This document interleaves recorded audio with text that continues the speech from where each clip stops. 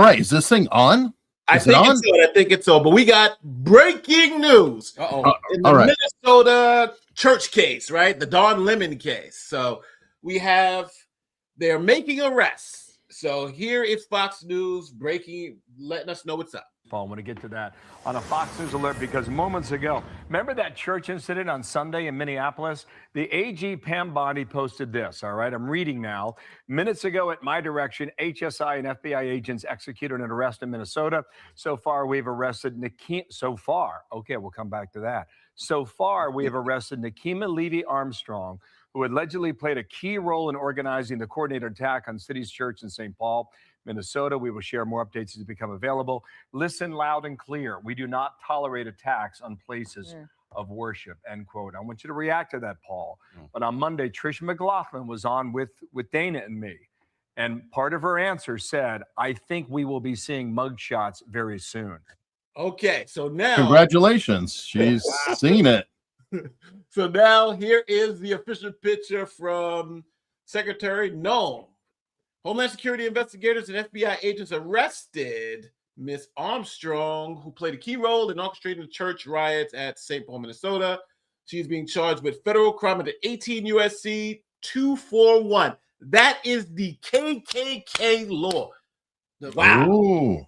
All right. Well, the Ku Klux variety. Yes, the Ku Klux Klan Act. That's what that is. They arrested a black woman just now. Yes. On the Ku Klux Klan law. Yeah. I want to make sure I understand that right. That's right. Right. Yeah, she is. And I think Don Lemon's going to be going down with it. Religious freedom is the bedrock of the United States. There is no First Amendment right to obstruct someone from practicing their religion. So here she goes. She is there. She is a lawyer. She's a pastor. Is she proud? Is she holding it strong? She's got to be a proud girl. How long would she be a lawyer too if she's convicted? So let's back up. Let's tell people what's going on with this case. All right. Well, we got a lot of overhead that we should probably go over. So first off, yes, it's laid back law, and it's on a Thursday. Surprise! We will be likely doing more laid back law. I announced this last Friday.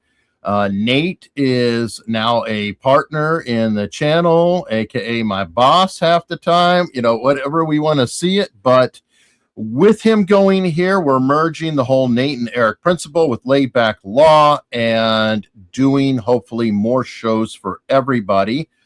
For today, well, we intended to start with Candace Owens, good old Candy girl, but unfortunately, she's going to be second now because the Don Lemon case just got elevated to the top of the news with the current arrests.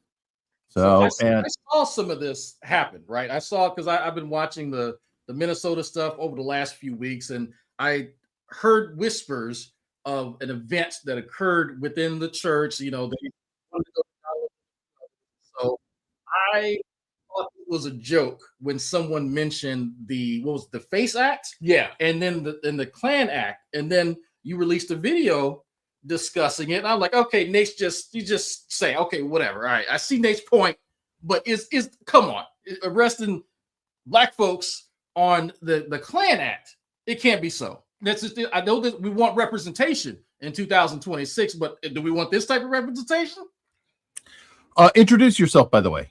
Who the hell are you? Who the hell is this guy? So if you guys, if I work behind the scenes, if you guys love the Tiffany Hinger stuff, you're welcome. That was me. So they've been doing a whole bunch of research, but he's one man.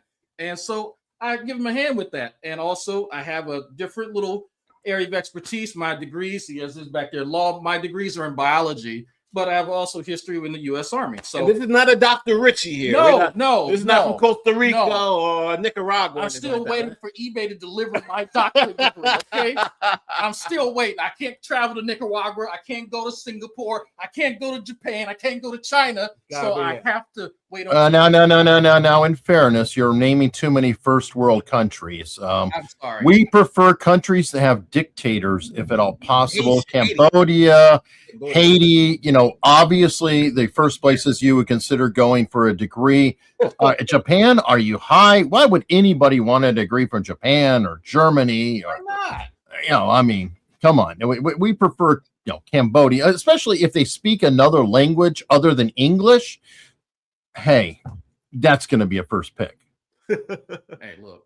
So with this arrest now, it seems like, so just so everybody understands, this woman who's been arrested seemingly is she was part of the people who went into the church with Don Lemon a couple of days ago, and they actually are charging her with the Klan Act. Now it's interesting because I did another setup about this, but I want to just go back because the video has because I didn't, since she's the one that's been arrested, my video actually has her part in the act.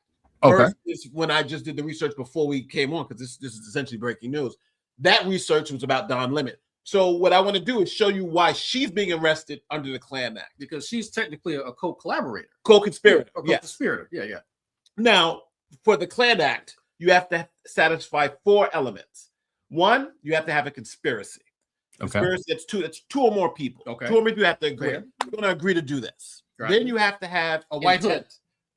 Well, if we're going to put white hoods on, but conspiracy is we have to agree to go do something. We're agreeing to go to the church. We're agreeing to go do this, right? Then you have to have part 2, specific intent, but I'm just saying intent. And that's, we intend to go and stop these people from worshiping. Well, wouldn't that be a part of the conspiracy, that your intent to do something? No, because if I can do it myself, if I don't have an agreement with you to do something, it's not a conspiracy. It's just me.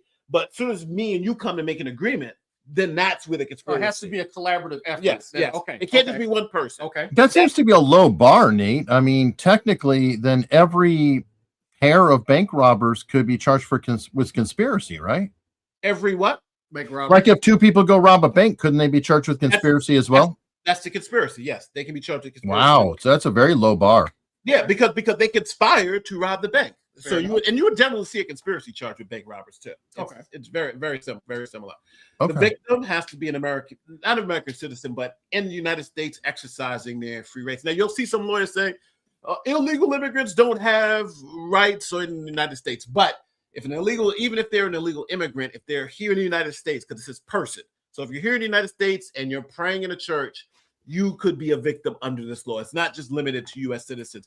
And if you think about it too, before slaves were free, a lot of times they weren't citizens before. Right. They're technical property. Yeah. So that also plays a part into it too. And then 4, you have to prove that it's a right, like the freedom of speech, freedom of religion, anything like that. If your intent is to stop these people from exercising those rights, then you're in trouble. So that's what we're talking about. So now let's talk about. Could it be a hate crime too? It could be a hate crime. I'm assuming that they're going. Of course, they're going to probably throw hate crime in this too, because you're talking about stopping somebody from doing their religious thing. So you're right, hate crime could be, but I think that's going to be harder to prove in this situation, right?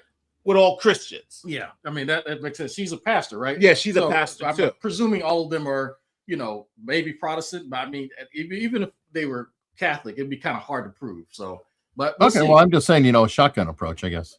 Yeah. Oh yeah. Which makes sense. It is a shotgun approach. Here is the evidence of the conspiracy that we've looked at. Oops, gotta undo that. So the American flag or whatever, but these are resistance protesters. They're planning an operation that we're going to follow them on. I can't tell you exactly. Oh, he just said it. Planning. It's called Operation Pull Up, and it's Takima Armstrong, and she has been. He mentions her name, Takima Armstrong. And the operation even has a name. It's like a winter storm. And this is what her name is, right? Takima Armstrong. So we are talking about the same person. Here's her name right here. So that's who they arrested. So we already got like the first 2, like right out the gate. Like he hasn't even finished his sentence yet. We got the first 2. Yeah. Yep. So he let him. Come on. He's in trouble, boy. Doing this since George Floyd, Dante Wright, and others, where they surprise people, catch them off guard, and hold them to account. And so that's what we're doing here. And then after we do this operation, you'll see it live and use these operations as surprise operations. Again, can't tell you where they're going. So it seems like there's a clear agreement between 2 or more people on what they're going to do, how they're going to do it, where to meet. So this is my video. So I'm going to move forward to show the other evidence of him. we looked at the agreement. So we do have Don with the agreement. So I'm going to show you some more. I just want to go to the clips of them actually talking about this. Him and Nakima. Yeah, here you go. Again, this is an operation that is secret, that they invited folks out. Can't tell you what is going to happen, but you're going to watch it live unfold here on the Don Lemon Show. There are for this reason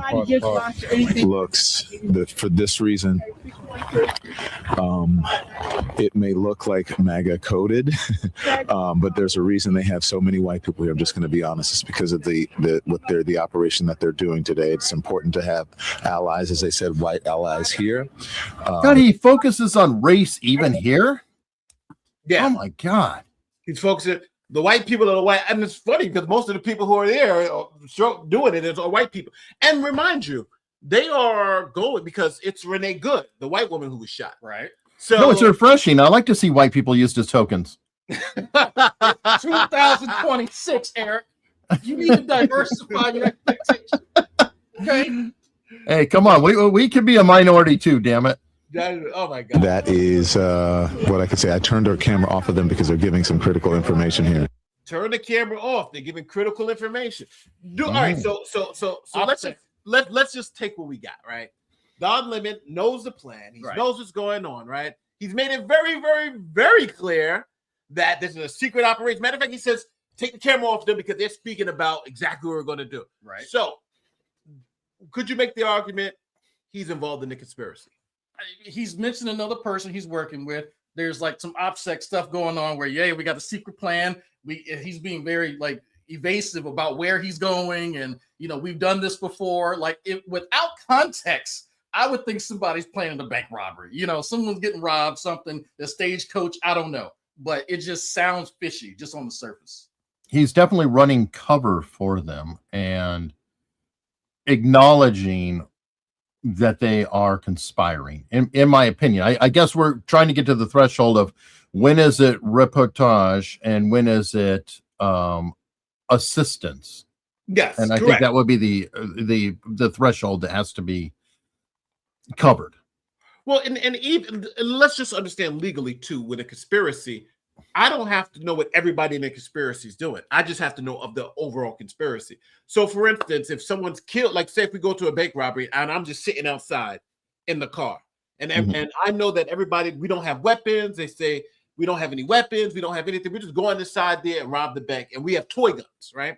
Let's say they go in there and rob the bank. I'm at the car driving the car. I know they're robbing the bank. They come out, but somebody in the bank dies. Yep, felony murder. I'm going to be charged with felony murder because you're an accessory at that point. Even though they didn't have weapons, they didn't have anything. Even if they don't explicitly, and you don't have explicit knowledge, you then become liable. Yes, because they did something. Because you're part of the conspiracy. That's how they catch. A lot of times, generally the mob bosses. I have a question though, because I think it's going to come up in the comments and whatever else. At what point is a reporter or a journalist technically part of the conspiracy versus being embedded, if you will? Like, for example, we had embedded troops or embedded reporters in Iraq, and they were there. They had their cameras. They were following the troops around. Now, if the troops were to commit an illegal act in Iraq, obviously they could be convicted. Would said journalist also be potentially liable for it? And if so, at what point or what would cause it? I think that would be a question to look into for the case of Don Lemon, who I'm not a fan of. Well, that unfortunately that analogy doesn't work. Okay, because you're talking about international law. You're talking about UCMJ. Well, UCMJ. Okay. You're not really talking about in a civil. Well, then he's undercover with the Klan, following the Klan. Let's go on point. So let's say he's undercover going with the Klan, right? And the Klan says we're going to go burn down the church, and he's like, I can't. And he's I can't tell you where we're going, and I can't tell you where we're going to do it. But we're going to burn down church. But and then he goes down with them into the church, watch them burning it down, filming it, and all that stuff. That's a little bit, that's not reporting, that's planning, that's, all that planning and stuff beforehand. gets you. And that's why even with FBI agents, when they're embedded, that's a different story. But with Don Lemon, he now becomes a part of the story because he's a part of the pre-planning phase of it. You know what I'm saying? If they say there's a difference where, let's say the Klan called them up and said, meet us at this place. And then they go in there and they do all that crap. That's reported. If they say, here, we're going to this bank to rob the bank and blah, blah, blah, blah, we want you to document it. Prior knowledge. That's the prior knowledge. Okay, so as an analogy then, that would be similar to, let's say, a psychiatrist where you say, I did really bad things in my past, happened, and you have no obligation to report it. But if I say, I really hate my wife and I'm going to go kill her tonight, you have an obligation to actually report it. Is that similar? It's very similar in terms of future crime versus, and again, it's how much you know at the time. And I'll use the bank robbery analogy. If they went and said, we're going to go rob a bank, Don, and we want you to record how successful this bank robbery is going to be, I don't think there'd be any question that he turned from reporter to co-conspirator, right? Yeah, I guess you could make that. So I guess because I'm going to defend Mr. Lemon, okay? He is a part of this plan, right? He is overtly telling you what you need to expect to a certain degree. They know that they're going to, at the very minimum, going to cost people in a particular area, right? If things get out of hand, right? Because his knowledge is, hey, we've done this before. We've not run into trouble before. We've not had this issue. So based on precedent, right? I'm going to go through with this operation with this person, Nakima, who she's from here. She's, knows all this stuff. Bada boom, bada bang. Then things go awry. How culpable is he at that point? You're responsible for everything that happens during the conspiracy. So even if we did it a million times, nothing ever went wrong, and this went wrong one time and somebody did, then unfortunately you're liable because, again, that's why you need two or more people, because it's everyone working together. If it's just one person, then it's just you, but everyone working together, everybody has like a little part to play within the conspiracy. Don Lemon's part in this conspiracy is filming, going in, and you'll see later, he even, he knows where they're going, what they're about to do, how they're about to do it.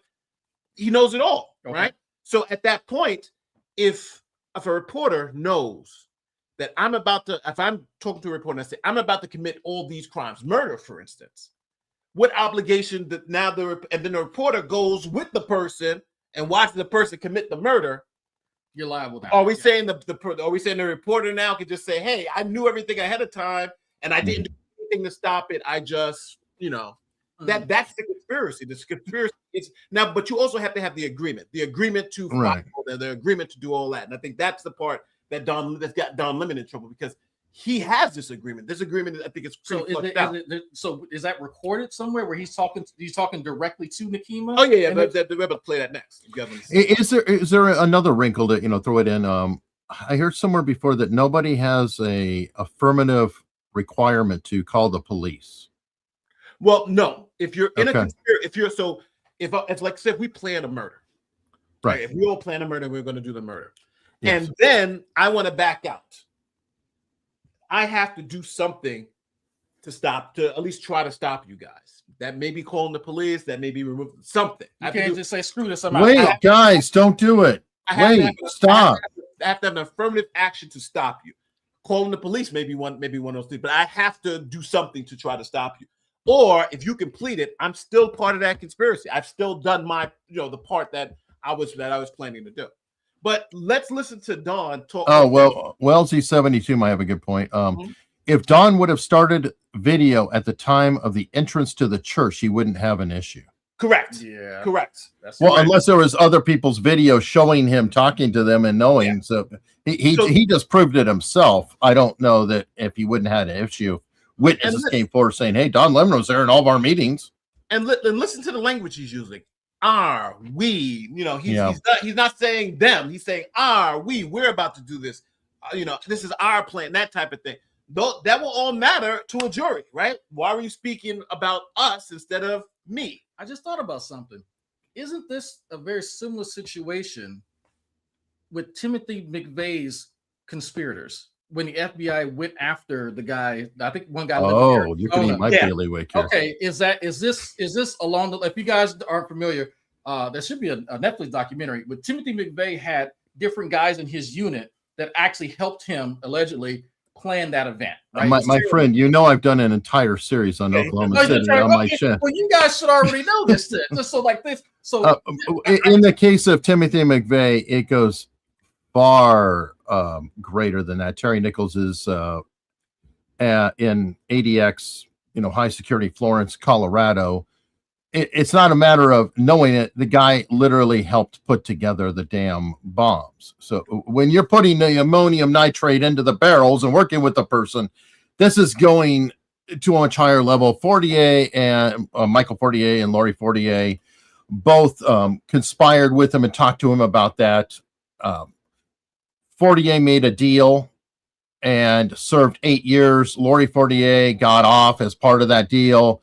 Michael and Lori Fortier are both in witness protection program right now, but there are also other potential co-conspirators. So I'm going to leave it there because that's an entire rabbit hole that I've been covering for a while, and I've got like 10 videos on it if people want to see it. It's interesting stuff. Let's get to, because the point is now, the woman who's just been arrested, let me make sure I pull her. This Nakima, yes. Okay. I'm going to pull her up again. So now this is Don Lemon talking to this woman right before they storm the church about what is about to happen. And again, we're going to see his level of involvement, whether he has anything to worry about in this particular context. Somewhere, they should pull up more of a clandestine operation. We show up somewhere that is a key location. They don't expect us to come there, and then we disrupt business as usual. So now they. All right, you said it literally. We disrupt all of that. So, that's an interesting choice of words, clandestine. I mean, you sound like the Night Stalkers, the guys who got the Venezuelan president, but like. Did she use the word disrupt? Yeah, she did. She said yes, she did. That was the closing bit. So she literally stated another great super chat question.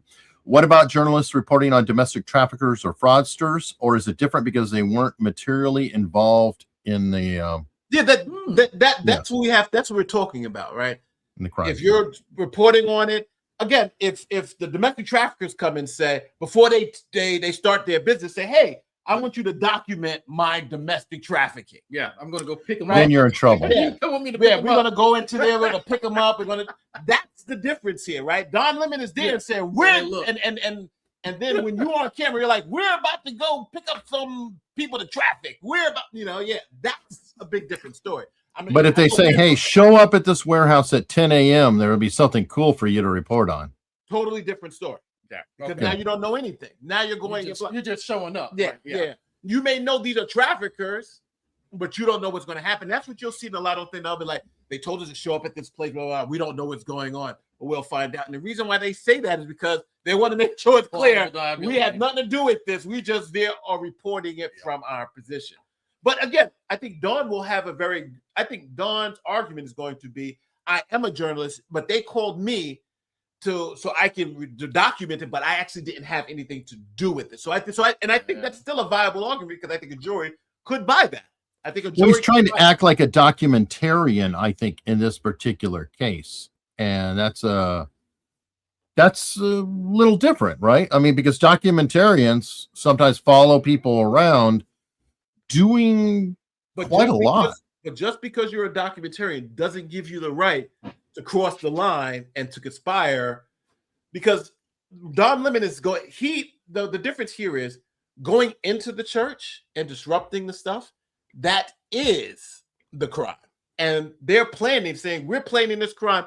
And when Don Lemon goes into the church, I think that's going to be the issue. But let's hear, because again, at this point, they don't know where, the audience doesn't know where Don Lemon is going. So Don Lemon is going to explain a little bit more detail what's happening. So, we get to understand his mental state at this particular point in time. Now we get to find out where they're going to disrupt. Okay, so we are here now. Do you think if you just have it, I think maybe if you just have it on the church, but if they see me,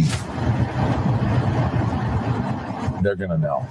Now I'm so famous. No, but I want to ask you guys, if he goes into the church and they see me, and they're gonna know.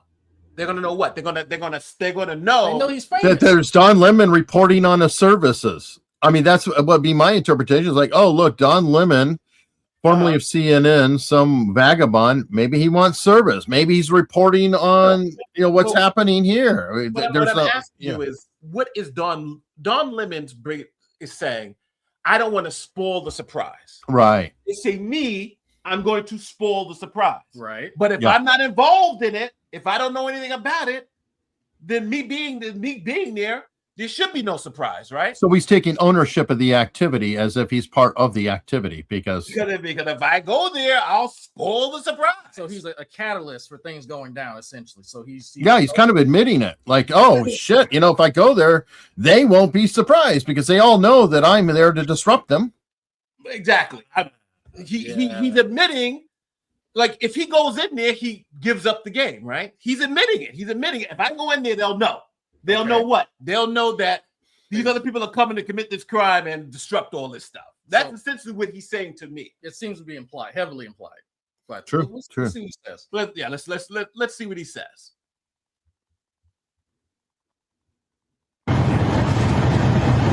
No, I don't. It just depends.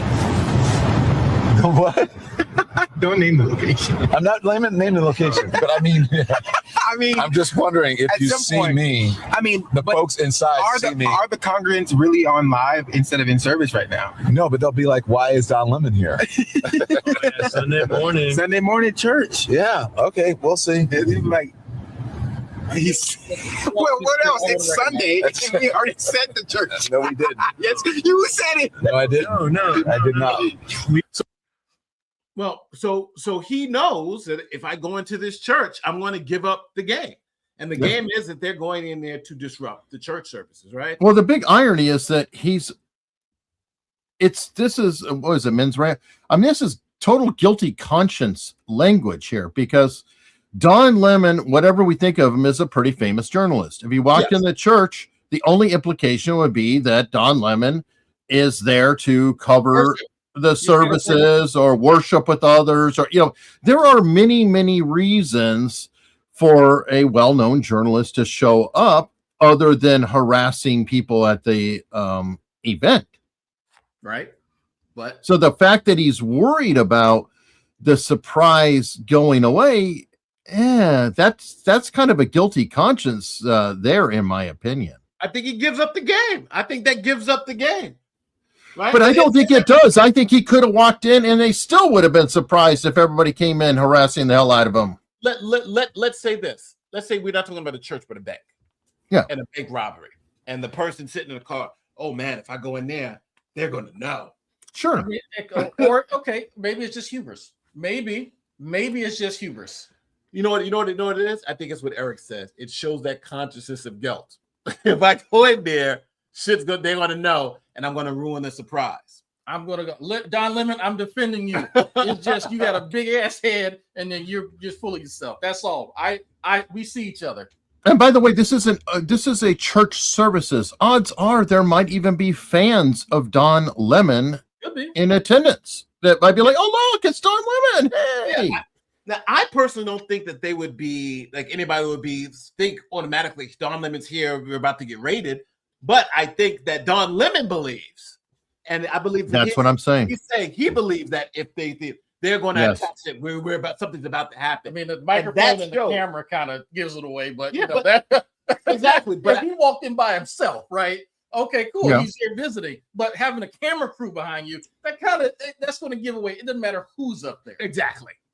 Again, though, having a camera crew with him in of itself doesn't mean anything other than Don Lemon, the journalist, attending the services or covering the services. Sure, he's going to have a camera. With the cameras and everything.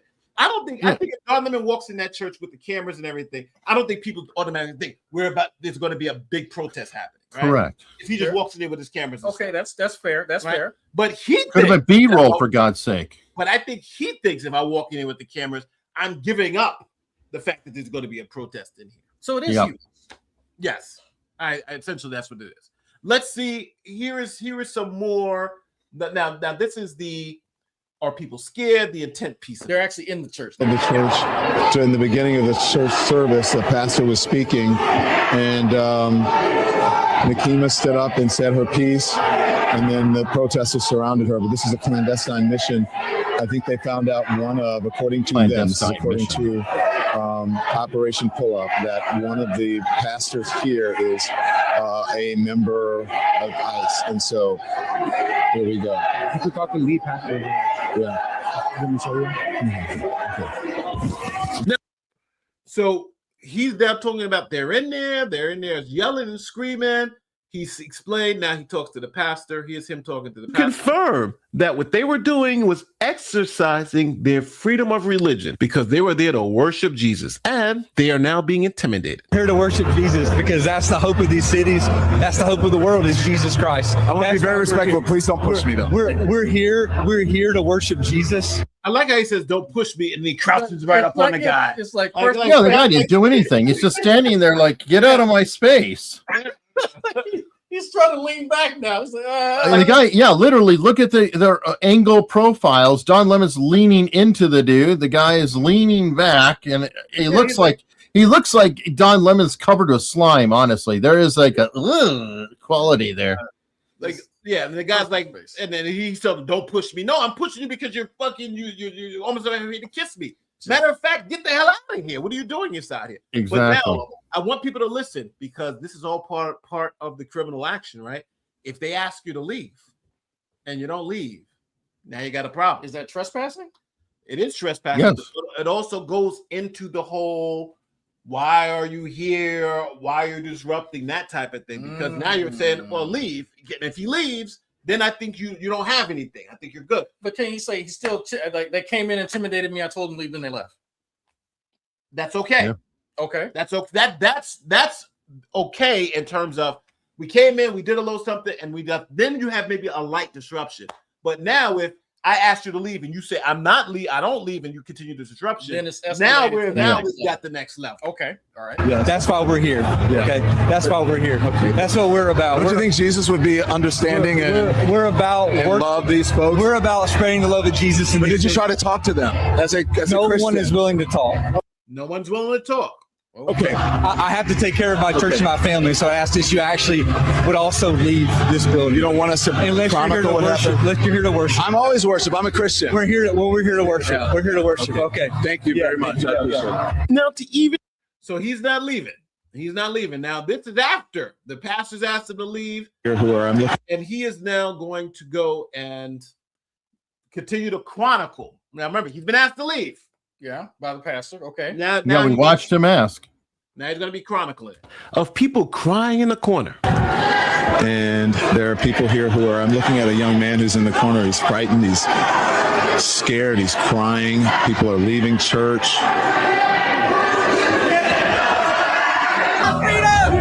God, this is so nice. I always appreciate it when people, lay out the prosecution's case for them. I mean, he's pointing out somebody crying in the corner. I might have missed that. People might have missed that. But thank you, Don, for pointing out that these people feel so harassed that you have people crying. And I think children were even crying. Yes, we are going to do Candace NDA very soon. We're almost ready to wrap this up, I think. Yeah. So this is this woman. That's Nakima. That's Nakima. Okay. Yes. So this is her in the church protesting. So here it is. We have a duty to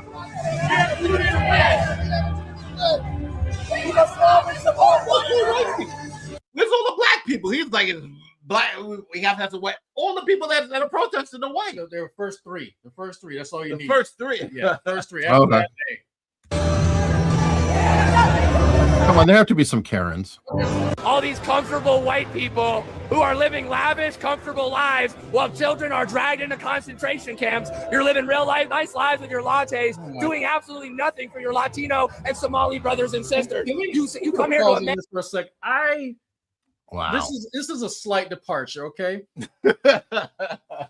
I just thought about this because I brought this point up on Facebook. Okay, he's loosely referencing the alligator Alcatraz. Yeah, like he's loosely okay. I want how many of you guys have heard that there is a prison that's operated here in the U.S. for many, many years, used to be a plantation, technically still is, that is surrounded by alligators. I've heard of it. Angola. Yeah. I guarantee you, guys like him have not given two craps about anything because the conditions in Angola are terrible. And by the way, most people there, I think, are probably black. The vast majority of them are. The vast majority. How many times have you seen guys like that or any of his little buddies actually address it? Because there are legitimate issues with that area, okay?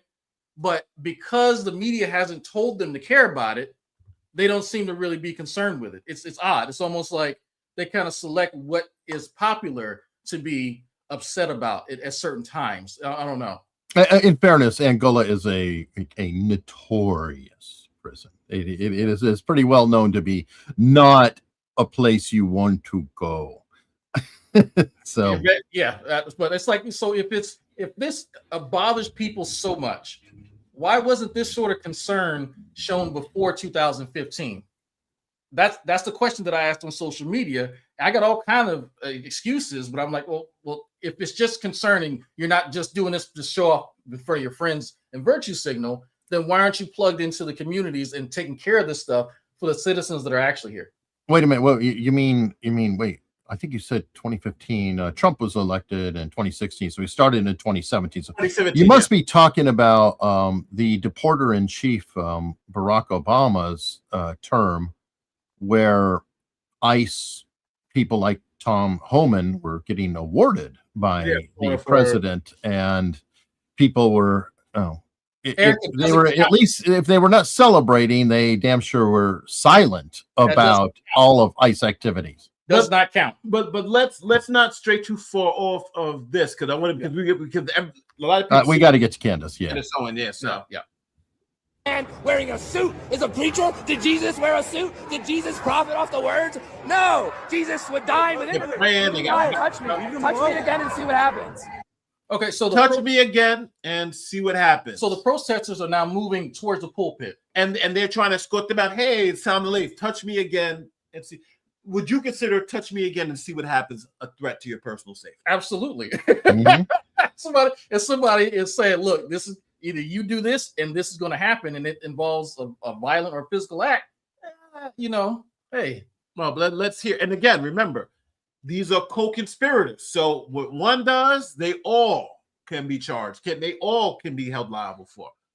Do not touch me. Touch me again and see what happens. Hey, you can't. You are a fake Christian. Why are you not standing with your Somali and Latino communities? Why do I not see you out at Whipple every day protesting this attack on humanity? Where are you?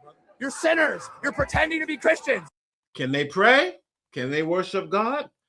It's gonna be no, they're being definitively harassed. I mean, we know you live an easy life, don't you? A very easy life while people are starving. Shame. Now, one thing you have to. So that guy is that I think you got clear threats. I think you got clear intimidation. And here he is now going to explain what he feels about what happened. Now, again, I don't know why people like to just confess all their crimes, but here's his confession on what they plan to do. Oh boy. Yesterday, I went into a church with Nakima Armstrong and I okay. But he just name dropped her. He just said he went in, okay? He went in. He probably wanted to go pray. He went in with her. There you go. Thank you very much. All right. Well, you know what?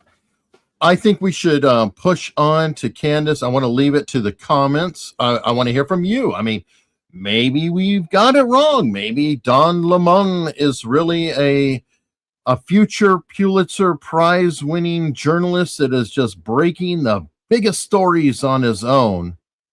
Maybe not. Please let us know in the comments below, and let's shift to our girl Candace, because I think we've got this, we've got the news, we got everything else, and it's Candace now, so Candy. So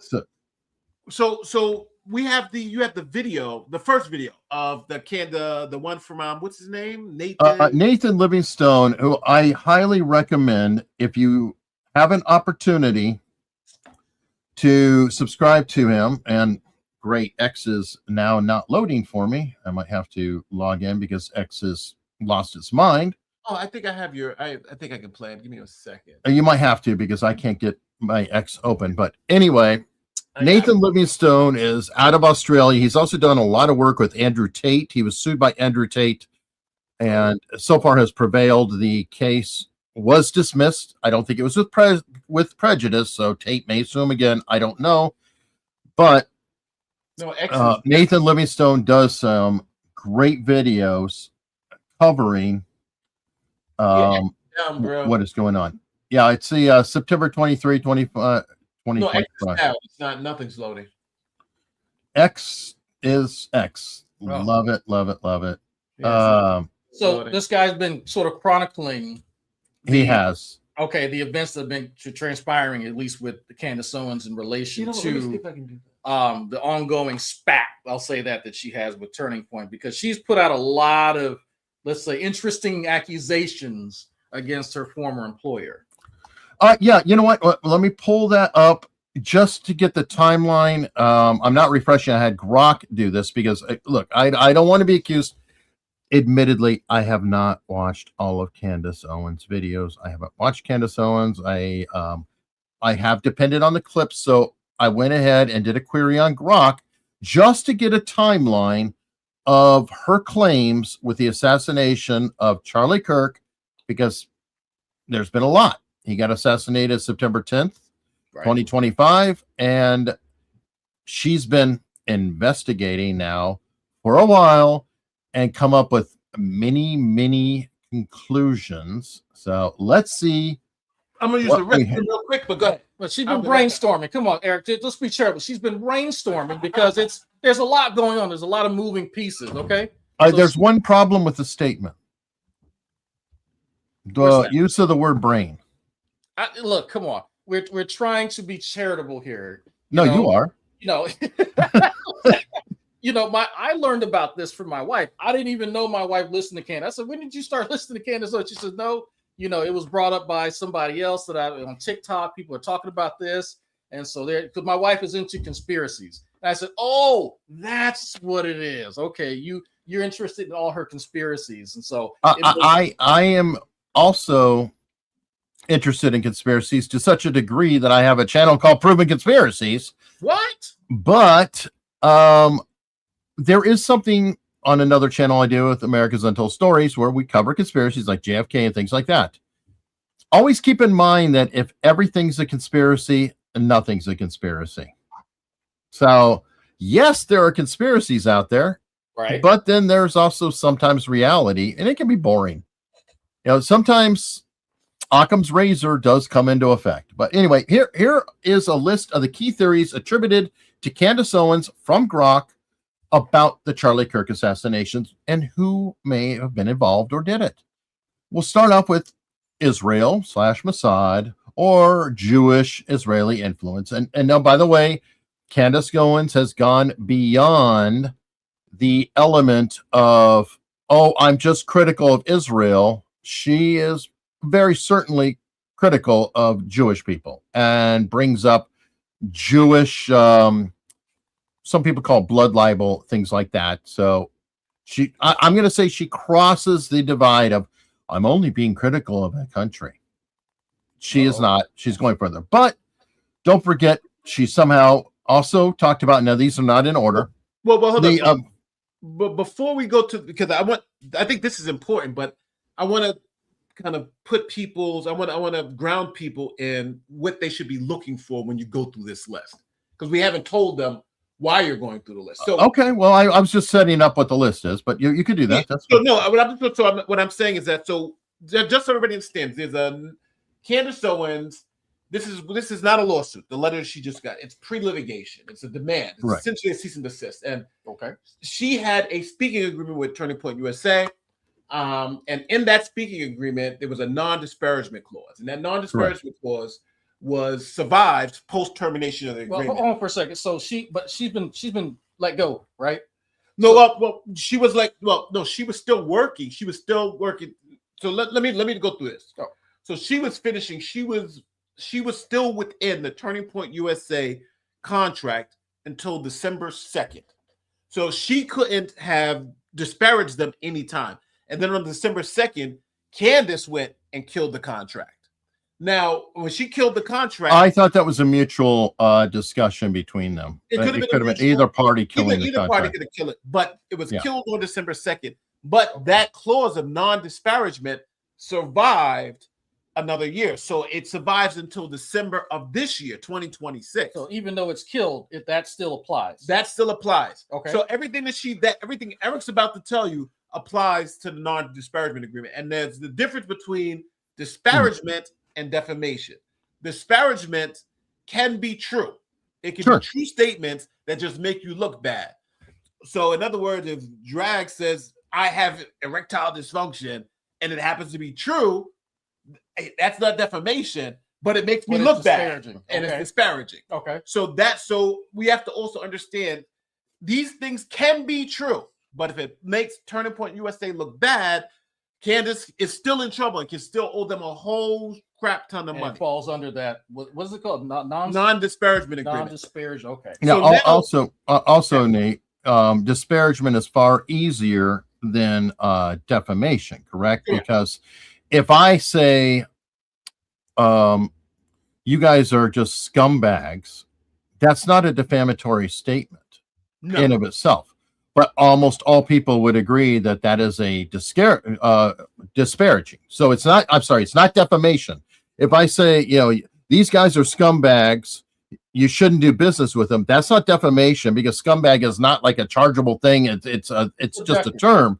But if I say that under a non-disparagement clause, I am obviously disparaging you with an insult and smearing your reputation to a degree. Would that be a fair statement? Correct. It could, yes. And again, like for instance, with defamation, opinions don't matter. But in non-disparagement agreements, opinions do matter. And it's the difference is defamation is in law, defamation is there's a statute that says you can't defame people. But in contracts, this is an agreement between two parties. I give you something, and for my money, you can't do this to me, disparage me. And that's the quid pro quo in a contract. So Turning Point USA is likely going to try to sue her, or if they will sue her, for the disparagement. In other words, violating the contract. But all right, good news. We've got video back. Thank you for fixing it, X. This Turning Point USA, a cease and desist. Naturally, to give them credit, we've had a contract to speak going back to 2019, 2020, and there is standard NDA agreement. You're not going to disparage me. You're not going to defame me. I believe that people within that company betrayed Charlie. I'm putting the fire here right at the feet of Turning Point because I am disgusted. I'm going to wait for the financial report to come out. And I got question marks about a couple of people over at Turning Point USA. I think it's about to all get exposed. I think it was a bad idea to kill Charlie Kirk. What if what you're doing destroys Turning Point USA? If the truth is capable of destroying... Just so the audience understands what we're looking for. We're not looking for defamation, false statements. We're not looking for that. We're looking for disparagement. You look like crap. Your company, that type of stuff. It can be true. Everything she said could be true. But if it makes the company look bad, she's already taken money saying she would not do that. But then she's talking crap about him. That's the point. That's the breach of contract. Go ahead. Of destroying your company. Then does your company deserve to exist? The way to honor him is to give money. It's a hypothetical thing. Something really sick. What? It's hypothetically, should your company exist? That's not just, she's just asking, the right questions, okay? She's not disparaging them, okay? She's just trying to inquire. She's brainstorming. Okay. The way to honor him is to give money. I don't know. There's just something really sick and demonic about the entire thing. I want war with all of you. We're not just going to keep on going and jump into a succession plan. The plan was to assassinate Charlie Kirk, who had at long last faltered on the pro-Israel cause, and then to stage a hostile takeover of his brand and of his legacy. Turning Point USA, very organization that just had its leader assassinated. Obviously, for this to have been pulled off, there had to have been people at Turning Point that were complicit in having this happen. They are broadly speaking, making the allegation here at my investigation into who killed Charlie Kirk is naturally disparaging. When I tweeted that it was a godforsaken company and people should not give money to it. And I have to own that. That's aggressive. That is actually aggressive in the retrospect. It's always helpful, like I said about Don Lemon, it's helpful when you document it. I mean, she literally just said that oh yeah, that I did say that. I got to own it. That is really aggressive. So if that sounds like self-incrimination. Is that what that's? How do I interpret that? I mean, she literally said, "Oh, I did that. That was aggressive," and she said, "Don't pay them money." So that is, she's even helping with the penalty, is she not? It sounds like very, very, very disparaging comments to me. It sounds like very disparaging. She's just brainstorming. You guys are taking this. She's just putting ideas out there, okay, into the ether. And right? and let's not forget though. And by the way, Chad is on point. So even if she's right, she could still be in trouble. 100%. Yes, it's because again, defamation is about truth. Defamation, the ultimate bar for defamation. If it's true, you got nothing. Do we have the actual legal complaint? The cease and desist. Do we have the actual letter? Well, she goes over. We're going to. Okay, let's see. So she does that in another. Yeah. There are people who still think that she's in the right and all this kind of stuff. So let's see. This Turning Point USA is. Hold on. I will pull that up. That's I have a video downloaded though, so just in case, because this seems to be a little choppy. When you're dealing with X, that is tough here. I have the video file. What I'll do is I'll just upload the video. I got the video file. Don't worry. Okay, I've got it right here. Hold on. It's disparage Elon. And to give you some needed context before we jump in here, because you're going to go, what are they talking about with payments? Turning Point and I obviously had a long speaking arrangement, a speaking contract, which was still in effect when Charlie was assassinated. We've had a contract to speak going back to 2019, 2020. This is what I love about this, by the way. Acknowledgement of the contract. She's literally laying out why they have a case, why there's a disparagement clause. I mean, quite literally, you don't need an opposing opinion. You could just take her and put it up there, in my opinion, and say, hey, she's laying out the case here, or am I wrong? I'm no legal expert by any means, but it sounds like Turning Point USA's lawyers don't need to do a whole lot of work here. Yeah. All right, Dogs Knows, who I think is a Candace fan, said she asked, what is this? How much they want in damages yesterday. Was she being sarcastic though, or is she? I don't even know. I didn't see that point, but okay. I mean, yeah, that could be a whole. What do they want? Do they want me to sacrifice my child? It could be a question like that, or whatever. Who knows? But I think her lawyers have told her she probably was so worried about defamation that she didn't realize disparagement is where they got her by the balls. Do you think that she's just sort of conflating a lot of the language? Probably. Okay. I mean, to be charitable, I'll say probably. I mean, and I think, and this is getting to my opinion, but I think when people do something and it is proven profitable or accepted, they will continue down the same path because it is paying the money. And we've already seen when she met with Erica Kirk, she came back on and kind of toned down a lot, and her audience seemed to turn on her. And then that's when the Fort Huachuca stuff started to come up, if I remember the basic timeline. So, I mean, people respond to rewards, right? Every time she pushes that button, her numbers go up. She became the largest podcast in the world. I don't know if she's worrying so much about the details. It's easier to ask forgiveness than permission. You were in the Army. That's very true. I don't know. Again, that's my opinion, but let's see. I mean, there's a clear financial incentive. This assassination and the direction that my investigation took into what happened on that day, we moved to terminate that agreement, which was supposed to go on for another couple of years. So naturally, to give them credit, because this is a bit different from Wolves in Finance, them going after a YouTuber who has no relationship with them. naturally in any contract relation, there is standard NDA agreements that you come to. It's just kind of written in there. You're not going to disparage me. You're not going to defame me. And so they are, broadly speaking, making the allegation here that my investigation into who killed Charlie Kirk is naturally disparaging.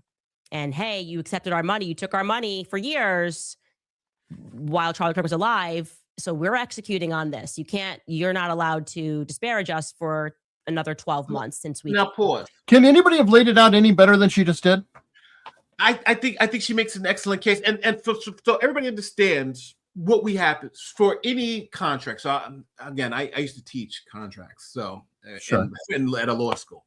So for any contract, you need three things: you need offer, right, acceptance of that offer, and you need consideration. Bargain for exchange, right? I give you something, you give me something. Well, So what about a remuneration or fulfillment of said contract? Is that a requirement? Those you're talking about damages to a contract. We're talking about the formation of a contract. So I'm talking about this is the bare bones skeleton of what this is where we're trying to form a contract. Okay. So in Candace's, so Candace is just laid out. There was a meeting of the minds, right? I'm going to offer you money.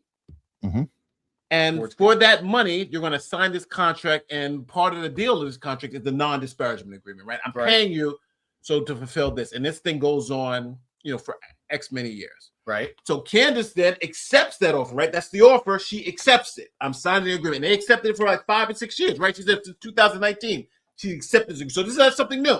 They've always been doing. She's acknowledged. Yeah, she's acknowledged that, right? So now you just need one more part to have an enforceable contract, which is the exchange, right? I gave you the money, which she said, what she said she got. Okay. Now her part is to keep her mouth shut. And by the way, for those who were like, oh my God, they're freezing her speech and everything else. Consider for a moment the principle behind hiring somebody to speak at your events or conferences or whatever it is.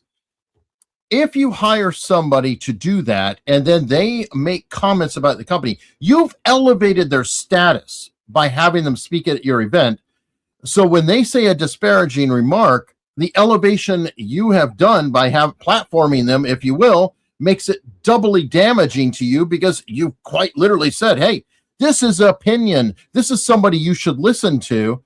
And I think it makes perfect sense that you would say, hey, if I'm going to put you up here, you can't be just talking garbage about me. I think anybody who has a sense of common sense or fairness would agree that this does take it outside of the defamation angle. Yes, but the first thing you need to do is, even without the defamation, I think they got her by the balls, because the defamation, I think it may be a little weaker because of this, but I think the non-disparagement, they got her by the balls, because you have to first show the existence of an enforceable contract. Yeah, and I think she's acknowledged that already. And I think here they have the existence of and they've been working through that contract. So now if you have that, then we realize that talking about the contract, we're talking about damages and how bad this is going to go. And I think somebody just said maybe that would be a possibility, except for she went beyond just saying shit about them. She actively not endorsed. I'm trying to think of unendorsed. She actively called for people to stop donating to them. Yes. She directly called for harm to them. She didn't say, I'm disassociating with them. I can't stand them. They're scumbags, using my earlier analogy. No, she went even further. She said, don't you dare, you should not pay them. You should not support them. She actively, what is that term? Contract. She actually violated the contract. She but beyond that, it's willfully. I think willfully violated the contract. I see what Eric is saying, because it'd be one thing, right, if you took the money and ran, right, but since they vetted her, right, and gave her a platform that speaks to their legitimacy, or in this case, illegitimacy. Because if it's a random person just saying, it was a conspiracy, Mossad did it, they were working with this, a random Yahoo, whatever, but somebody that they previously endorsed and vetted, that kind of lends credibility, because it's hinging on the fact that you vetted them already. Yes. So I see what Eric is saying, because but then going on another level, saying no, don't give them any money. because you can take the money and run. You can say, I didn't like that, but then you're actively stopping them from getting the amount of money that you're sabotaging their business. Yeah, so I think that's just what punitive damages or so that's another. And so people think, oh, so pay her, she pays back the 1 year salary, but no, because don't forget, while she's violating the contract willfully, it seems like she's now taking business from them. She's telling people not to do. All that would be added up, and then you have a punitive piece of it. Because you can't just willfully violate a contract that you've been doing for 5 years, because the court will now say we need to make an example out of you to show other people you can't just willfully violate agreements like this, and then that's where you can get other things. So this can balloon to something big. And also, there's multiple levels to the punitive too, right? Because I think all of us will agree that Candace Owens has profited on this endeavor. Well, absolutely. We are YouTubers. We know stats. We know AdSense. We know sponsorship deals. We know damn well that her numbers are stratospheric. There's so much money here. So at a minimum, you have to say, okay, well, if you just say, oh, bad girl, here's a $10,000 fine, you're in effect endorsing the behavior, because $10,000 would be a nice investment for the amount of money that she has made out of this. That's part of the reason I think for the punitive is that you want to erase said profit that they've made off of your pain, and you want it to hurt a little more to prevent somebody from doing it in the future. But Nate, you're the lawyer. Am I completely wrong in my evaluation on that? No, I think you're right, and I think it all depends. Obviously, this is jurisdictional based, right? If you're in Virginia versus Carolina, it all depends. But I will say this as a general principle: if you're willfully violating the contract, you're going to pay a lot more. Like this was an accidental violation, right? Then something like a year's worth of salary or something like that that'll mitigate. Because the law is not to make you rich; it's to make you whole again. But in this case, how do you make Turning Point USA whole again? If you can, I guess, show you know what I mean? That at this point, when Candace said, hey, stop subscribing to them, stop giving them memberships and stuff, Bingo. And I guess you can say, hey, we've calculated how much we were getting. This is our growth. At this point, when she said this, it started going down. Yes. How do we make them whole? Well, it may be you give us this amount for the next 2 years, because these people were signed up to 2-year things. Like this did, like her attorneys are probably every day she said calculating. We lost 5 more people today. Blah, blah, blah. Yeah, and she even said later, I'm not going to play the whole video because I don't want to get into it. She even, I believe, said that they have a spreadsheet going, or she speculated there was a spreadsheet, because I think they stated we are still calculating the damages. And I think in this particular case, it makes sense because the damages are ongoing. The damages didn't just stop at this point. They're ongoing. Every time she speaks on this issue, it's causing further harm, in their opinion. And everybody who keeps saying defamation, what she's saying is true. What she's saying is true. Great. It's great that she's true. She may not get caught for defamation, but I don't think Candace is worried about the defamation as much as she's worried about, hey, I signed this contract, got paid all this money, and now they're going to come after me because, again, she could have to pay back more than she owed in the contract from this, right? They may say, they may say, like, look, even though we paid her, she got paid $1 for this, but she's cost us $20 million in damages. Okay, well, that's what it just seems like she may be conflating defamation and disparagement. Yeah, well, she thinks. Well, here's the funny thing: is she described disparagement perfectly. I mean, I am befuddled. Nate, you're a lawyer. If Candace was your client, would you not be drinking very heavily right now? I would be worried. I would tell her you'd be like, "Oh my God, what is she doing? Oh my God, shut up! Oh, please shut up! Please, you're destroying me." We don't want to say exactly all of this on camera, because if we say all this on camera, it could come back to bite us, because it shows a lot of knowledge. It shows that you understood the contract. Exactly. Like exactly. You can make an argument. Well, I didn't read it all the way. I didn't do this. Yeah, it's just like you've just explained exactly why we're suing you. I was under duress when I signed that. I was under duress. All right, here's a good super chat question. I don't know it. Are there ever non-disparagement contracts that have a truthfulness exception or any state laws that require a clause excluding illegal acts. Well, again, well, two things. Number one, illegal acts are different. So if it's a non-disparagement agreement, generally, if you can prove that these acts are illegal, then that wouldn't apply because you can't contract out of the law, right? You can't I can't make a contract with Eric and then kill, drag, and then say, well, we had a contract, right? That contract doesn't absolve me of responsibility. That came up with the Diddy case where they were discussing the Mann Act. I yes, believe. The Mann Act, where they were like, well, we have these NDAs, but the reason why these people can testify, make a lot of. But that's testifying. That's not going public, saying, look at this scumbag, blah, blah, blah, blah, blah. So I don't know. Maybe there is another level, like going to the authorities or testifying in court is not a violation of it, but going out and making public videos and stuff like that, I don't know. Is it? Let me just to make the differences. Okay. If it's a criminal act, right? Okay. Where somebody's getting murdered or something like that, generally the law is going to say that's not, it's not going to be disparaging, testifying or not. Now, even with testimony, it's split. For instance, if this was a civil trial, the NDAs would count. Okay. They were like, you can't do it. Criminal trials, NDAs don't count, right? Right. Okay. So in a civil trial, all right, these people have NDAs, they don't have to testify. But in a criminal trial, all that goes out because if in pursuant of the criminal act, right, you need people to testify. Well, it's a higher level, higher authority, I think. So you can't just go and have people work for you. You're doing illegal stuff. I'm gonna just NDA. Now there's nobody to tell on me. And think about this, even in this defamation case too. Essentially, what they've done is contracted out of defamation into something more broad, right? Non-disparagement. But is that implied or is that specifically in the language? Well, it's in the language. She just said it. She just said literally. Yeah.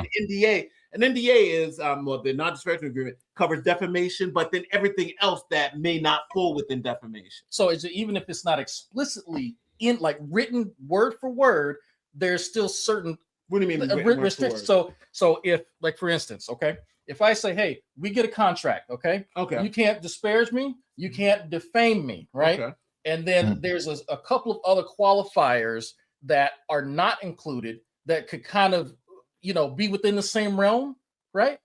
Or you can't work for a competitor and stuff like that. So is it just standard for NDA or implied, even if it's not explicitly stated in the contract? All right. So the way I think it would have to be in the contract. The way it generally works is that I can just put the word disparagement in there, right?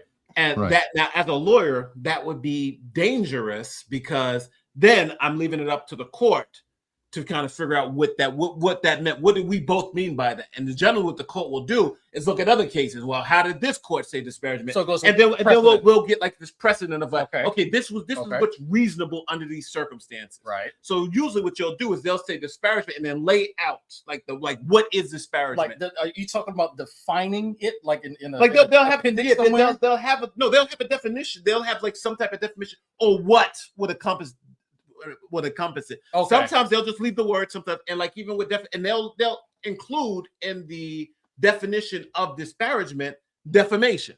So in other words, I'll be able to hit you twice. Defamation is obvious disparagement, and then even if it doesn't rise to the level of defamation, we still have disparagement because again, like I keep saying, disparagement can be true. Defamation, if it's true, you don't have it. So what's her defense, Eric? What is her actual defense of this? Because it seems fairly clear. Because I know we got people who are fans of Candace, but what does she actually say? Because I've just listened to this. Well, yeah, here's the fan. I have no credibility to answer that, according to this fan, I guess. I lose credibility when your research is based on Grok or any AI, but also admitting you have not following her show. Well, you know what? If it goes in front of the jury, I don't think they're going to be watching the entirety of her show either. They're going to pull clips. So we're acting in such a manner. But her defense, I have no idea. I really don't. I am befuddled that she put this out there like she did. I'm befuddled. I don't know the defense. That's a dumb comment because we're just going off of what she just said. I don't even watch the whole show. She's told us, I have this agreement since 2009. Since 2015 or whatever she said. It's going on. We just ended it, but it still goes on for another year. It's a non-disparagement agreement, and it includes defamation. So Candace has admitted all this. So anybody saying that we got to watch her old show and all that, that's nonsense. We just have to listen to what she just said and then listen to how. Okay, you know what? The only defense would be is if it's deemed that she wasn't disparaging. Yes. I guess that would be the only defense. Oh, that wasn't. I wasn't disparaging. I was flattering them. See, they like it. And you would have to be insane to think that it's not disparaging to say don't. You should cancel your subscriptions and don't pay money to be a part of this company. Pay me instead. Or like that's that. If your goal is saying that's not the stuff that she was just saying was not disparaging while she was under contract not to be, then you know what? You're a sycophant fool, and you just don't care about the facts because it's obvious by telling people not to pay money to be a part of Turning Point USA. That's the height of disparagement. It's going to kill their business. Let me try to play devil's advocate. If you just take a clip, right? Mm-hmm. We don't watch her overall, whatever. You just take a clip, and what's being said is sarcastic. As long as it's in context. It's in context. It's just hyperbole, right? Mm-hmm. So the court would have to then view it in context. Yes. Right. For an actual legal case. Yes. Sure. If it's not disparaging, they have to the whole. If she's a comedian telling jokes.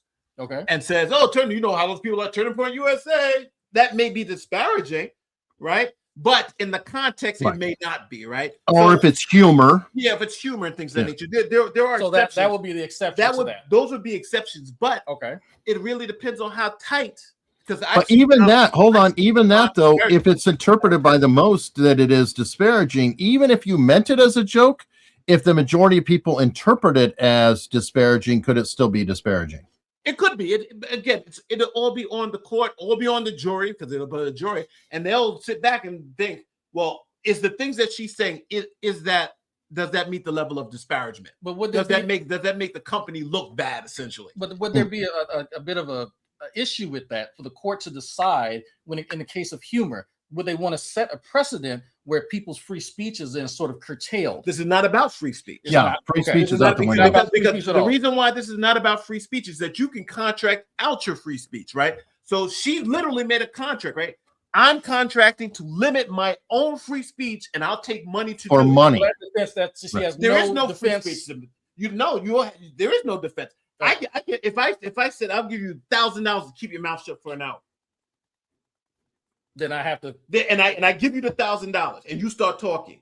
You want to say free speech?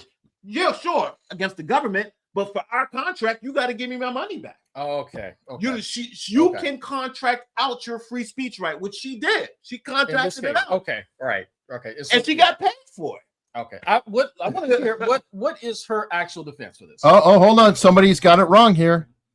Again, disparagement has one other key fact. You have to knowingly know it's false. Not true. No, that's let's say Nate isn't. Hold on. I want to bring this one up. Didn't I tell you, Eric? What if Nate? I told you it's going to be conflated. Did I? Right.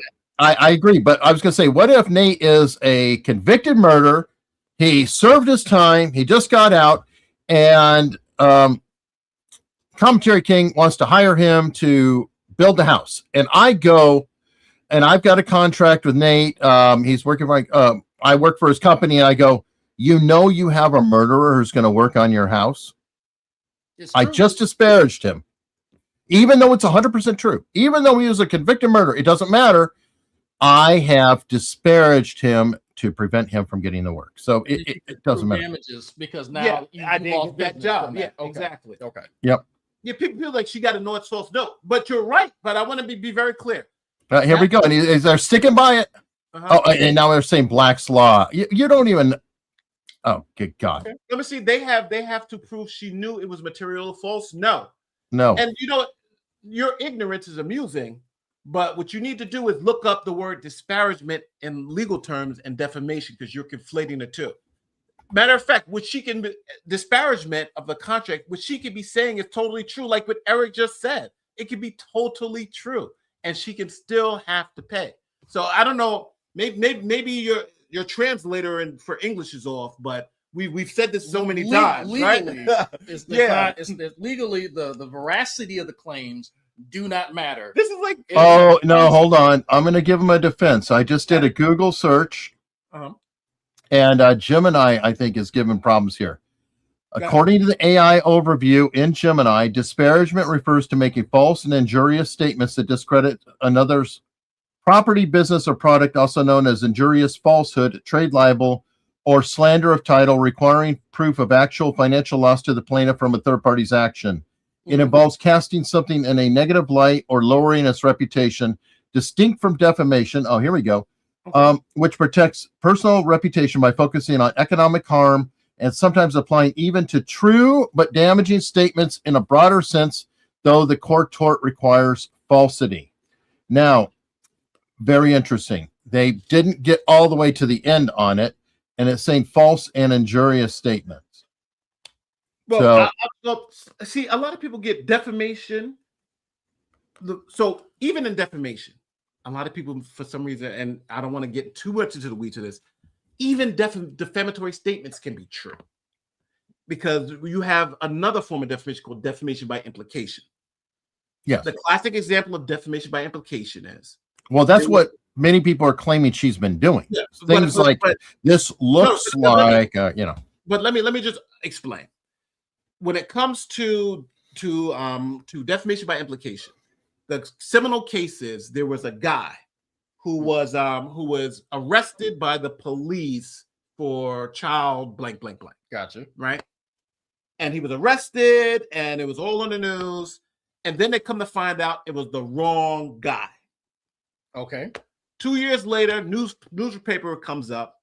They saw his arrest, and they saw that it was the wrong guy. But they put in the headline, hey, this guy was arrested for child blank. And they omitted the fact that he was. They didn't put the thing that it was the wrong. They didn't put that second part. Right. What they said was technically true as can be. Right. But Supreme Court said because it implied the falsehood. So even in defamation, falsity, it's the implication of falsity for reputation. The legal, but it can be true. Now, we're talking about, in this particular case, we're talking about disparagement.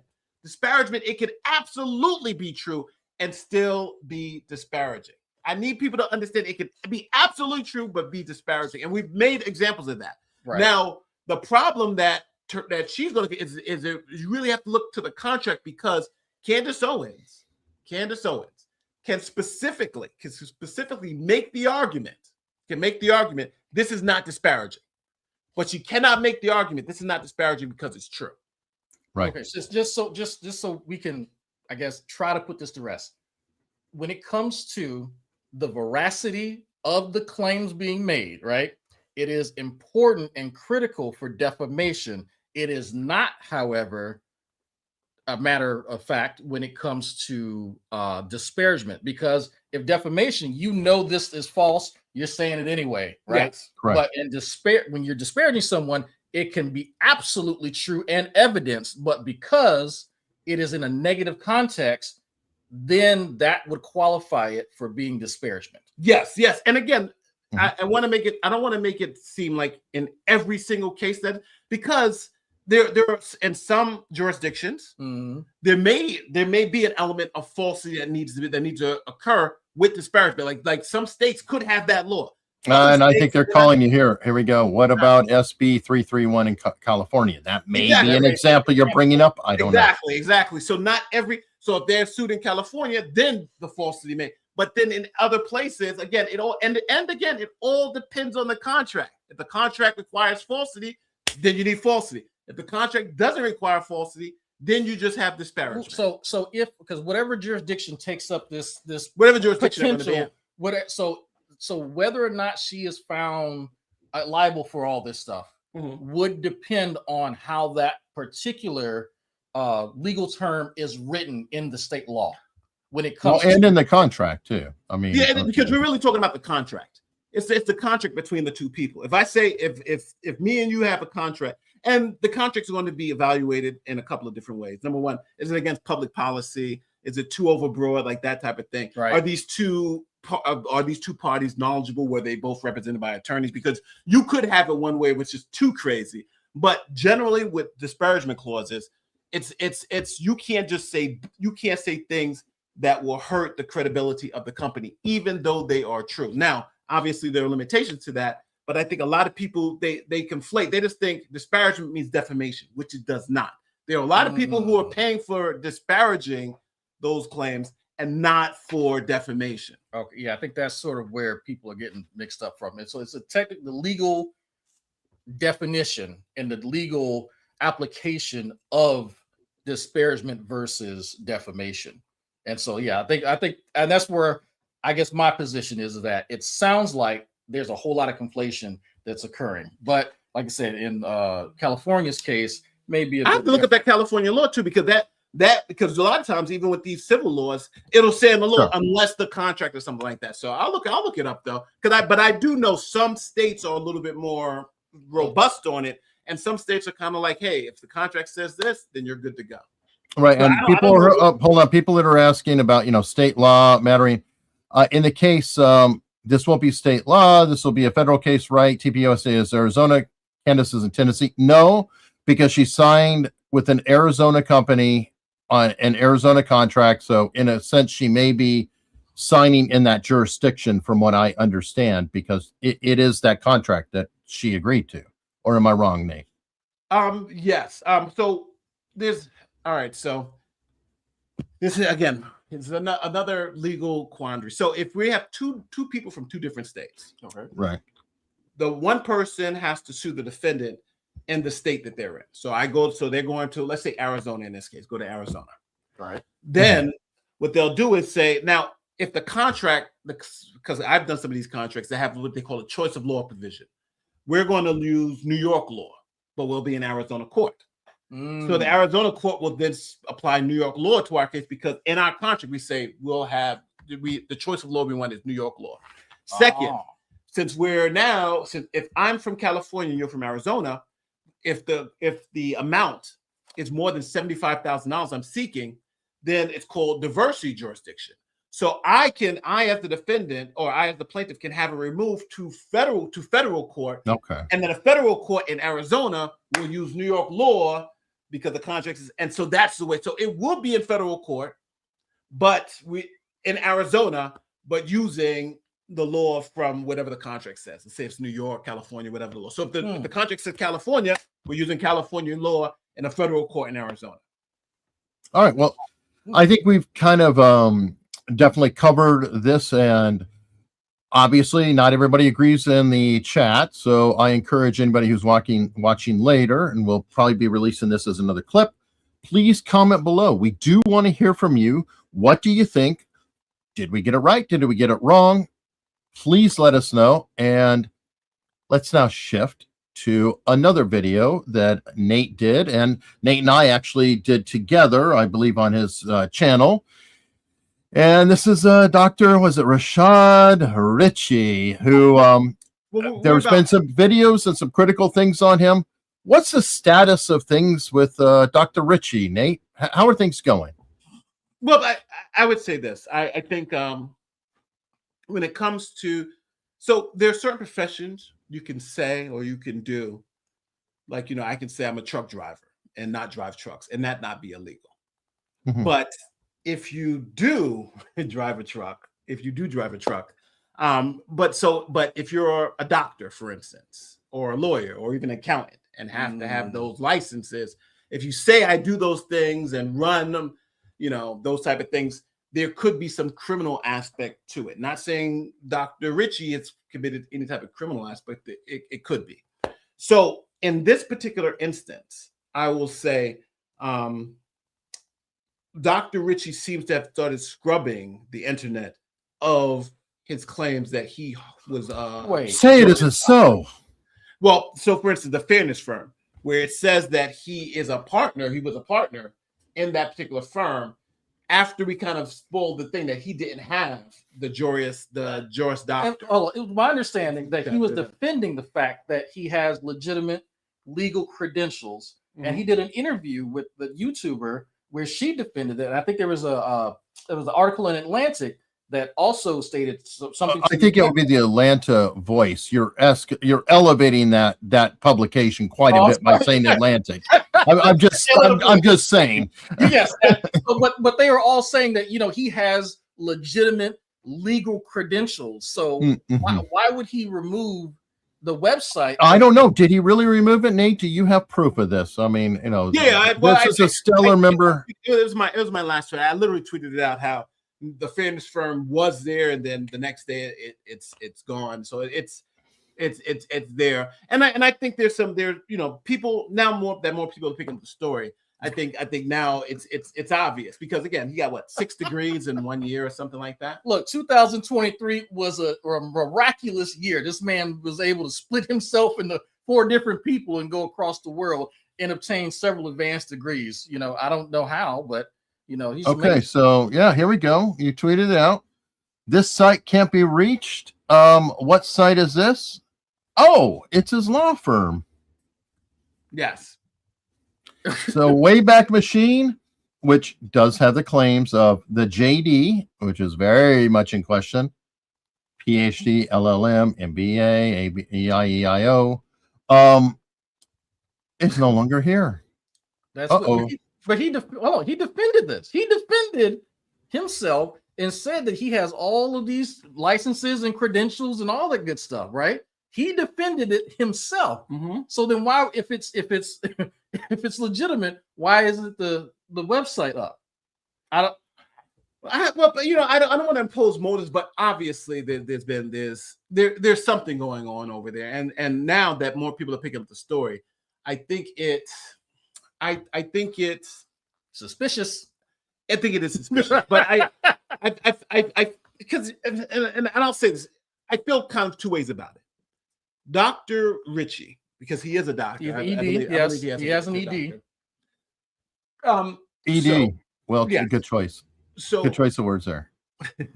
So in Dr. Ritchie's case, he was he got caught with a felony earlier in his life. Right.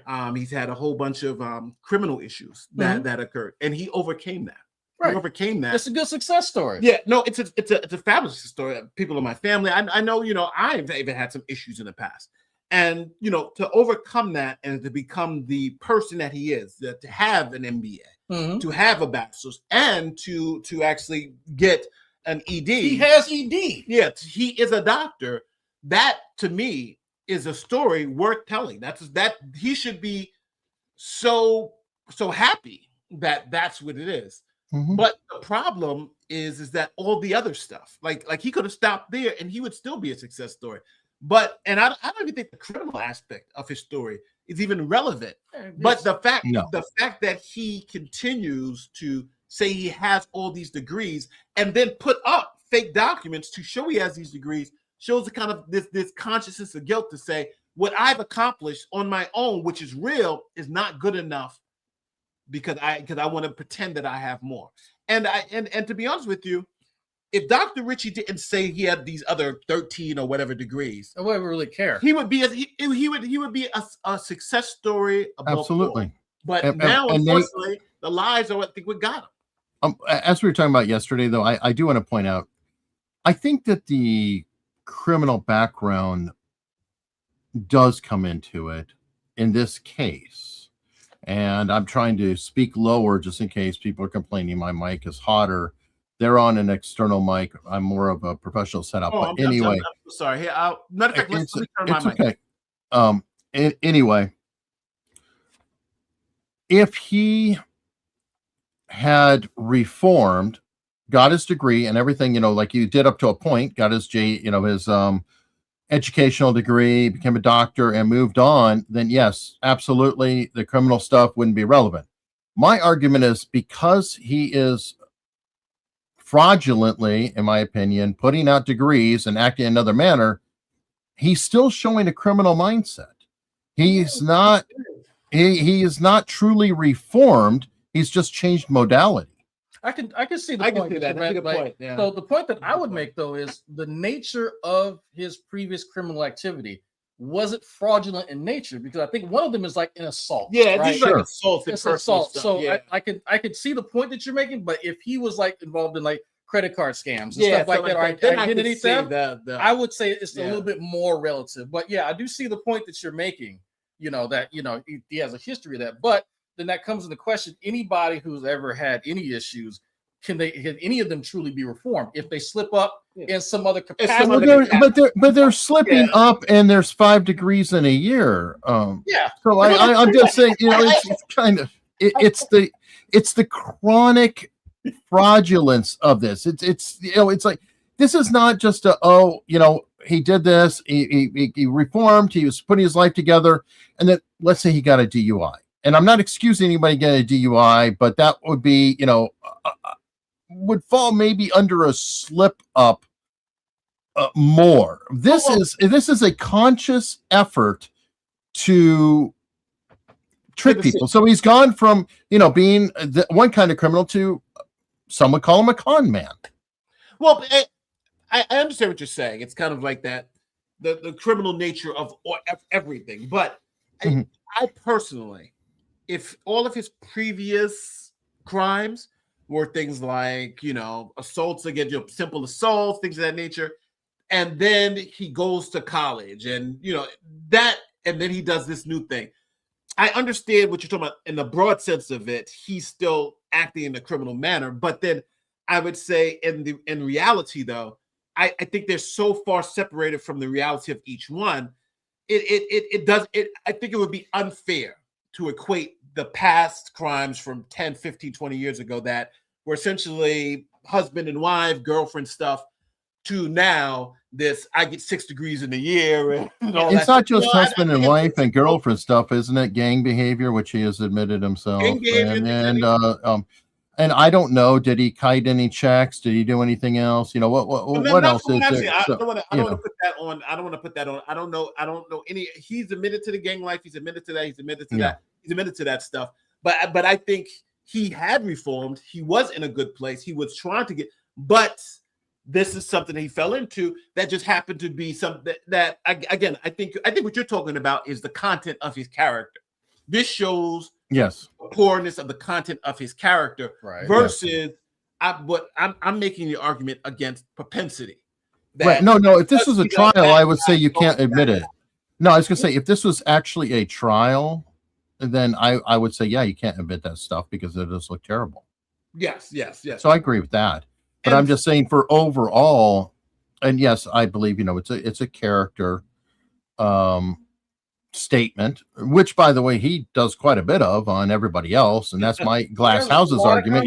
He's very quick to talk about everybody else's character. So I'm just trying to apply the Richie brush to Richie. To himself. I think that's fair to a degree. But it's, for me, the most people that I've known that have done things, they have a particular mindset where they rationalize it, but it's usually not as diverse when it comes to some of the things. So someone who has some sort of we'll say financial improprieties, they will find different ways, right, to sort of live out that mentality, but they won't really like graduate to, second degree murder, right? It's very rare, at least anecdotally, for somebody to do that. But I think in Richie's case, I think it has to do with a particular mindset, and that he needs to have some level of gravitas with whoever he's around. So when you're in a gang, they have ranks, right? They have roles, they have, levels of prestige. And so here, just having ED, Richie has ED, he needs more PhDs. Right? Okay, so to be fair, what percentage of people, and I'm just going to go in the United States, what actual percent of people have a PhD? No, we'll say 0.001. We'll say 0.001. I mean, it is such rarefied territory, even amongst college graduates. Why do you need 2 or 3 or 10? Come on. Nate and I have said it 1,000 times, and everybody's like, well, he has a 1 and they're not. Well, yeah, we agree with that. And that's part of our argument is he has a PhD. You're a success, dude. Why do you have to be a con man on top of it? You're smearing your actual achievement. Yeah, and the wild part about it, he's a doctor. It's like he has ED. Yeah. He has ED, Nate. So I don't like you already have it, bro. You know, and the funny thing is, he is as official as a referee with a whistle, right? It's as official with it, but then he adds the 13 stuff that gives everybody that ability to destroy him. But come on, let's be honest. Like people who have doctor in front of their name, right? People generally recognize medical doctor or someone with a PhD. Yeah. Okay, the Joe Biden argument, sure. ED, but ED it has a little bit less weight. So I think because it has a lesser weight, it's still an accomplishment regardless. But because it has lesser weight, he needed to somehow pad his resume, and I think that's sort of where the idea came from. That well, let me just go ahead and buy it, right? I've already done the work, and then I've done it once, I got away with it. Let me just do it again. Which, by the way, means that he doesn't even respect his own work and his own degree. If I go buy these degrees and I go represent myself, I'm a complete scumbag. Yeah, I like the term. So, I mean, come on. I think it's even worse because he knows he put this work in, he got this degree, and now he's just like, yeah, that didn't mean anything. I'm just going to buy every degree, whatever else. I mean, it's a psychosis. He's a Renaissance man. Well, that's why I pointed that out. 2 of the schools are Renaissance. I think that there is a subliminal thing. It's like this guy thinks, hey, I'm the next Benjamin Franklin. Oh, I'm Michelangelo, or Da Vinci. And he rhymes with Richie, Da Vinci, right? Come on. It's easy, right? It's just we need to accept, at least the Richie fans want to convince me that he is a polymath and that we are simply player hating. Yeah, that's what they'll say. That's literally we're haters. I haven't actually seen we're haters. Any other defense except we're haters ever other than we hate. I have a few degrees. I don't have a PhD. I don't care. Listen, I can buy one. The crazy part about it, I'm actually a legal scholar. You can look it up. I'm actually a legal scholar. Did you buy it from eBay? No, I didn't buy it from eBay. I had to damn work for it. And what I mean, he couldn't afford it. I'm a pro bono. No, not from that. I'm a pro bono scholar, and it's funny because nobody would ever know because I never talk about it. It's like when you do have it, you don't need to talk about it. You have ED. No. Richie has you beat. No, also, one thing before we get out of here, one thing I do want to clear up is that I see some people are saying, yeah, put it in Grok, put it on this, and it says this. All right, people, but you got to understand there is disparagement in law, a tort for disparagement. That has to be false. There's a tort, right? A law for defamation. That has to be false. But we are talking about a contract between 2 people. And if you put in Grok, whatever, this is what you need to ask. You need to ask, if you sign a contract with a non-disparagement clause, does those statements have to be false? And see what it says for yourself. Whatever, and you know what it should say? It should say, like it's telling me right now, oh, because I just had an argument with Grok and it's like, oh, you're right. I was confused. I should put the matter of fact, I'm not gonna put it up on screen. But it essentially says if you contract in a non-disclosure and a non-disparagement agreement, any negative statement, true or false, that is what you have to pay for. Okay, folks who are watching this clip in repeat, you can find what Nate is talking about right here, and it is the Candace Owens coverage that is from earlier in this event. Yeah, we will have a clip. Check it out right above. Look at this pre-planning. We're going to act like professionals on this live stream. There we go. But for the case at hand, Dr. Richie, the scholar, again, in the comments, please tell us what you think. Do you support him? Are we picking on a man who's down? Are we just mean, rotten, nasty, horrible people? Or is he truly a scam artist that is really harming a lot of other people who have done the work and may not be taken seriously for the work they have done in the future? Please comment below. And folks, by the way, this is the new Layback Law with Nate and Eric and guests.